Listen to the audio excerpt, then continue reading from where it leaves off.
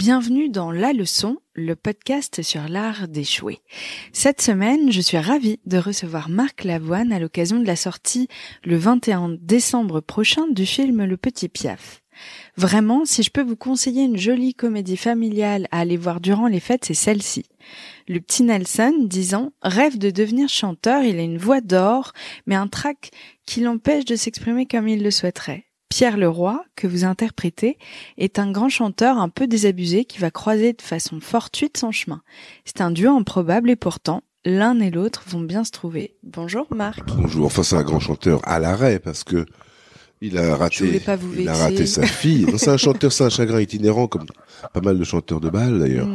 Mais lui, ce qui a fait que sa carrière s'est arrêtée, c'est qu'il a raté l'enfance de sa fille. D'ailleurs, c'est la petite fille dans le film qui lui rappelle ces choses-là et tout le monde se répare le cœur grâce à un rêve d'enfant. Ces rêves qu'on a pu rater nous, finalement, quand un enfant peut réussir, c'est plus grand que nous-mêmes. Et du coup, et puis sa maman, la maman du petit Nelson est très importante dans le film.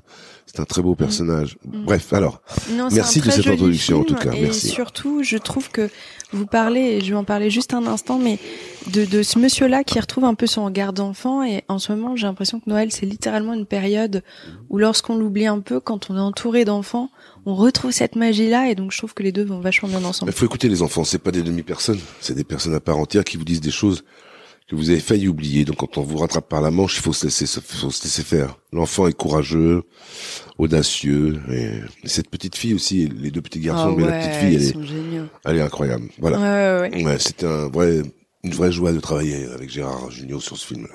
Bon, alors on va rembobiner parce qu'en parlant de cinéma, on va justement parler casting, l'étape hyper importante. Et là, faut rembobiner on se casse un peu la gueule. Faut rembobiner assez longtemps.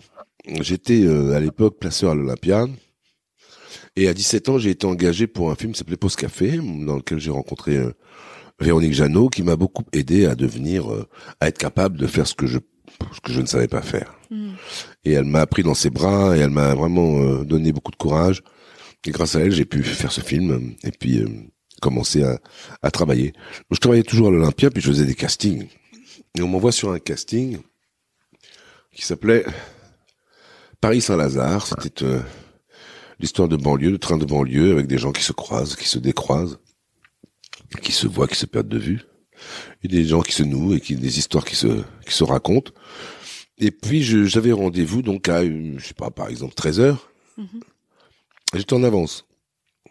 Le temps d'avoir bien la trouille. J'étais en avance, oui, pas pourquoi, pour une fois. Donc j'avais 18 ans, 18 ans. 17 ans, 18 ans. Et on me dit, tu es en avance, mais le garçon qui devait donner la réplique à la fille qui est arrivé, est lui en retard, donc prend sa place.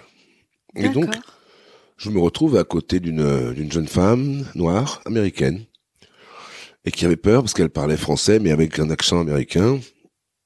Et donc j'essaie de faire ce que je peux pour l'aider, et je rate le casting, quoi. Et je suis pas pris pour le film, elle non plus, d'ailleurs. Vous aviez préparé ça à l'avance? Comment est-ce que vous prépariez à l'époque? Parce que j'imagine que ce sont vos tout premiers castings, on y va en sachant pas vraiment... J'aimais pas tellement la compétition. Déjà. Moi, je venais d'un milieu collectif. Mes parents, mon éducation, le football, le théâtre, c'était l'aventure collective au service de l'individu, et non pas le contraire. Oui, donc ça met mal à l'aise de se retrouver dans ce genre de... Donc le casting, c'est courir plus vite que son copain, ça m'intéresse pas. Je suis pas quelqu'un qui aime la compétition de ce genre. Et la compétition, elle est avec vous-même, en fait. Vous n'avez pas besoin de battre quelqu'un, ça veut rien dire. C'est comme être le meilleur chanteur de l'année, ça veut rien dire. Puis on peut être le meilleur du monde, si on correspond pas à l'œil du réal qui a une vision très précise, on n'y peut rien, quoi. Oui, puis ça n'a pas beaucoup d'intérêt, être le meilleur chanteur de l'année. Donc l'année prochaine, je suis plus le meilleur, enfin ça veut rien dire. Ouais. Ça c'est de l'illusion. Les fleurs sans racines, comme on dit. Et donc, je rate ce truc, et la jeune femme avec laquelle j'avais passé le casting, visiblement le rate aussi, mais je me souvenais de l'agence dans laquelle elle était. D'accord. Elle était mannequin d'ailleurs aussi. Noire américaine. Et elle m'avait vraiment bouleversé. Si on avait raté le casting, elle n'avait pas raté sa prestation parce que je la trouvais bouleversante. Il y avait quelque chose dans son regard de bouleversant. Et donc j'ai appelé je me souviens d'une cabine téléphonique, j'ai appelé l'agence. Pardonnez-moi de vous déranger, je vous appelle car J'ai passé un casting il y a 2 jours avec une jeune fille de votre agence qui s'appelle Suzanne. Et on me dit non, personne ne s'appelle Suzanne dans l'agence. Alors, je dis écoutez, pardon, c'est un nom qui a résonance française, mais elle est américaine. Et elle me dit on a une Denise. Ah bah je dis voilà, c'est Denise. Bon, et alors, écoutez, prenez mon numéro de téléphone, donnez-le à Denise, et si elle a envie de me rappeler, je l'invite à dîner. Bon. Waouh, vous avez eu du cran à 17-18 Ouais, ans. je ne pouvais pas faire autrement. Je ne pouvais pas faire autrement. Il y en a qui devraient en prendre de la graine sur ce podcast. Et donc, il se trouve qu'elle m'a rappelé. J'habitais une chambre de bonne à rue Le Courbe. Et à l'époque, on fonctionnait au téléphone sans, vous voyez, c'était pas des téléphones Ah bah, portables. fallait être devant son C'était téléphone. en 78, 79. Ouais, moi j'ai connu les téléphones aussi. Elle me rappelle. Elle nous dînons ensemble. Et nous avons vécu ensemble. Et nous sommes mariés et on a eu un enfant. Waouh. Et voilà, donc j'ai raté le casting, mais j'ai aussi réussi une partie de ma vie, et notamment cette femme qui était une Black Panther, dont le premier mari avait levé le poing avec un gant noir sur la plus haute marche du podium à Mexico en 68, avait gagné la médaille d'or. Et elle a eu un fils avec lui, que j'ai élevé, et puis j'ai eu un fils avec elle, qui est devenu donc le demi-frère de Kevin Smith. Et voilà l'histoire, ça veut dire que... Oh, c'est génial. Et aujourd'hui, je vis avec mon fils, Simon. Et bon, voilà, c'est... Quand je le vois, je vois sa mère, je vois toute cette histoire, et ça nous ramène au film. C'est une vraie comédie, ça aussi, comédie romantique aussi. Hein. De la communauté noire, l'histoire de la communauté blanche, l'histoire des mélanges, l'histoire de la vie avec un enfant et l'avenir de cet enfant. C'est plus grand que nous tout ça. Et il y a des choses qui nous dépassent, on rate quelque chose, c'est pas grave. Mais quand on réussit, et alors dans cette histoire il y en a une autre. Quand il est parti aux États-Unis, mon fils il y a quelques années, parce que sa mère est partie aussi pour un autre monde. Il avait du mal à revenir et je lui disais viens, c'est bien pour toi, reviens, c'est bien pour toi. Et toutes les semaines je lui disais reviens, c'est bien pour toi, il venait jamais. Et puis je ratais à chaque fois. Reviens, c'est bien pour toi. T'as 2 couleurs, t'as 2 langues, 2 pays, c'est important. Viens, c'est bien pour toi. J'arrivais pas à le faire revenir. Et puis je lui dis, écoute Simon, viens parce que c'est bien pour moi.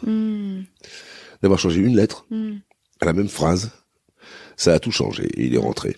Et je vis avec lui aujourd'hui. Et donc c'est pour ça que je vous parle avec beaucoup d'émotion de ce moment, de ces 2 moments qui se sont construits sur un échec, au départ, un ratage de casting. Voilà. C'est magique comme on se lève un matin qui ressemble à tous les autres, le paysage ressemble à tous les autres, et pourtant votre vie va complètement changer parce que là, ça bouscule tout.